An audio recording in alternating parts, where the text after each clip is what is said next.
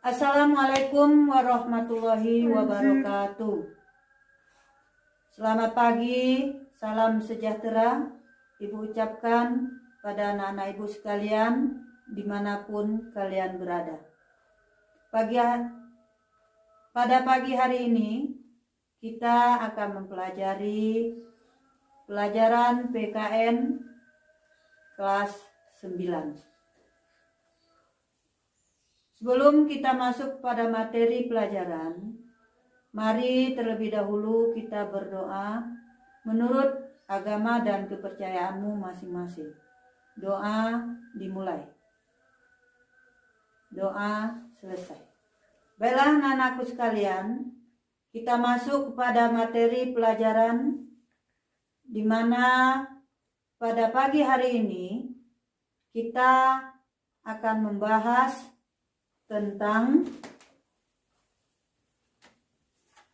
yang akan kita pelajari pada hari ini adalah tentang dinamika perwujudan Pancasila sebagai dasar negara dan pandangan hidup bangsa.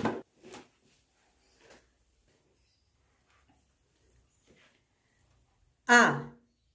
Penerapan Pancasila dari masa ke masa. 1.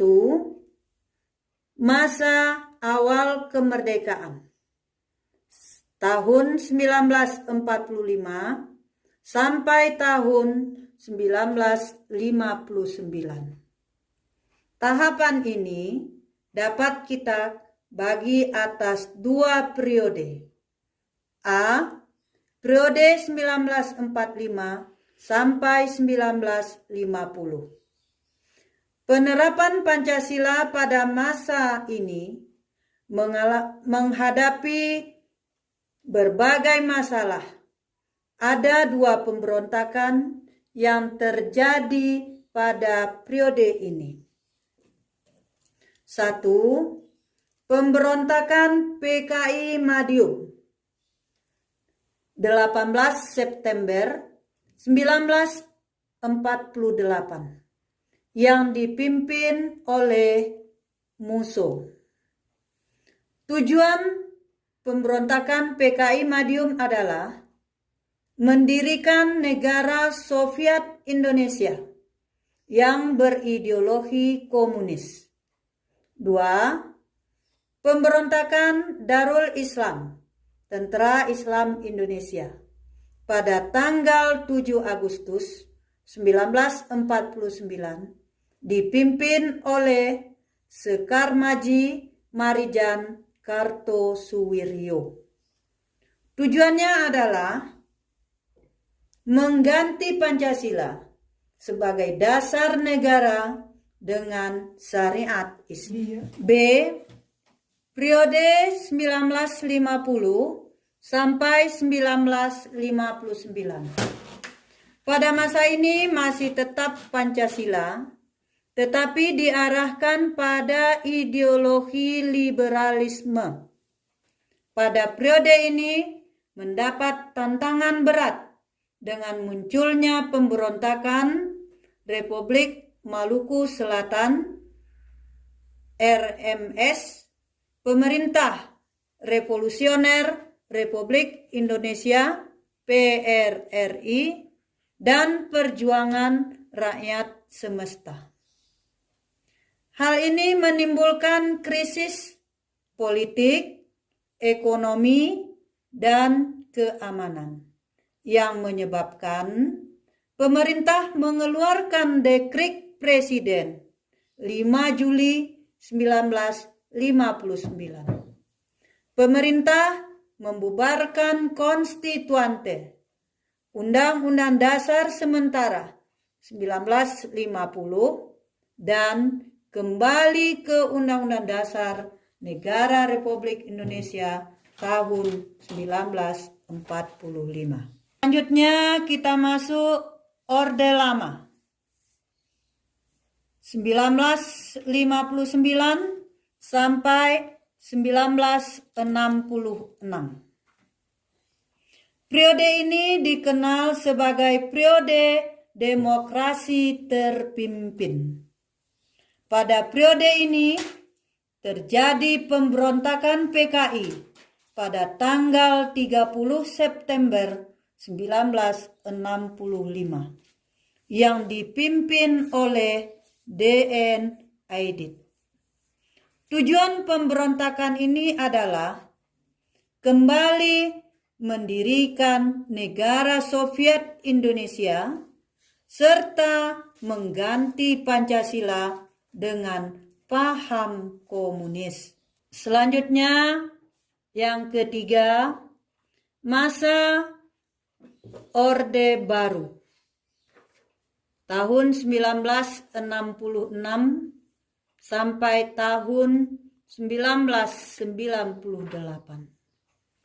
Orde Baru adalah masa atau era untuk melaksanakan Pancasila dan Undang-Undang Dasar 1945 secara murni dan konsekuen. Era demokrasi terpimpin di bawah kepemimpinan Presiden Soekarno menjadi tamparan keras ketika terjadi peristiwa tanggal 30 September 1965 yang disinyalir didalangi oleh Partai Komunis Indonesia.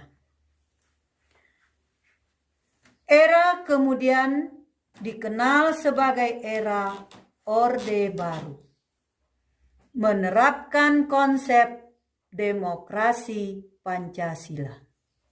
Visi utama pemerintahan Orde Baru adalah melaksanakan Pancasila dan Undang-Undang Dasar 1945 secara murni dan konsekuen dalam setiap aspek kehidupan masyarakat Indonesia. Yang berikut, tahapan yang keempat, masa reformasi 1998 sampai sekarang. Pancasila tidak lagi dihadapkan pada pemberontakan, akan tetapi lebih dihadapkan pada kondisi kehidupan masyarakat yang diwarnai oleh kehidupan serba bebas.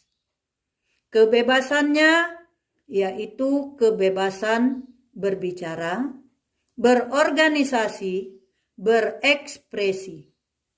Banyak hal negatif yang timbul sebagai akibat penerapan konsep kebebasan yang tanpa batas, seperti munculnya pergaulan bebas dan pola komunikasi yang tidak beretika dapat micu perpecahan.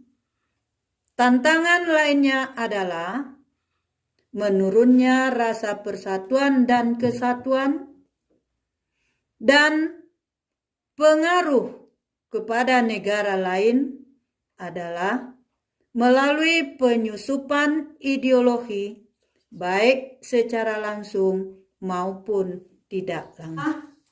Pembelajaran kita pada pagi hari ini, untuk perhatian kalian semua, Ibu ucapkan terima kasih.